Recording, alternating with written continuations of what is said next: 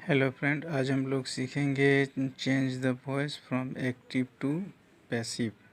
तो active to passive बनाने के लिए मान लीजिए कि यदि हमारे पास कोई सेंटेंस है, आई ईट अ मैंगो।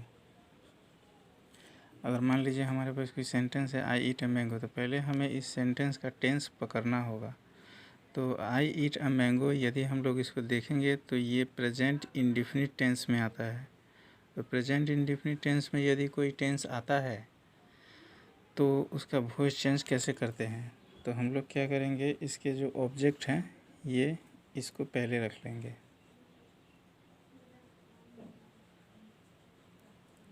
ये मैंगो, तो चूँकि ये प्रेजेंट इंडेफिनिट टेंस में है तो हम लोग क्या करेंगे कि इसको एक हाथ आगे लेकर के चलेंगे, क्योंकि इसमें EJMR का प्रयोग नहीं होता है और प्रेजेंट कॉन्टिन्यूअस टेंस में EJMR का प्रयोग होता है। प्रेजेंट इंडेफिनिट टेंस में EJMR का प्रयोग नहीं होता है और प्रेजेंट कॉन्टिन्यूअस टेंस में EJMR का प्रयोग होता है। Present continuous tense present indefinite tense के बाद ही आता है। तो ए मैंगो जो है वो थर्ड पर्सन है। थर्ड पर्सन मतलब कि कोई तीसरा, जो दो जन बात कर रहे हैं उससे अलग। और थर्ड पर्सन यदि सिंगुलर नंबर हो, जैसे ए मैंगो ए काम है, ये एक सिंगुलर नंबर है, तो सिंगुलर नंबर हो तो हम लोग क्या करेंगे, यहाँ इज लगा देंगे। तो ए मैंगो इज। और जैसे ही हम लोग एक्टिव से पैसिव करेंगे तो वर्ब का हमें तीसरा रूप ही देना पड़ेगा। पैसिव फॉर्म में वर्ब हमेशा तीसरा रूप में ही रहता है, तो हम लोग ईट का यहाँ ईटेन लिख देंगे। ये वर्ब का तीसरा रूप है।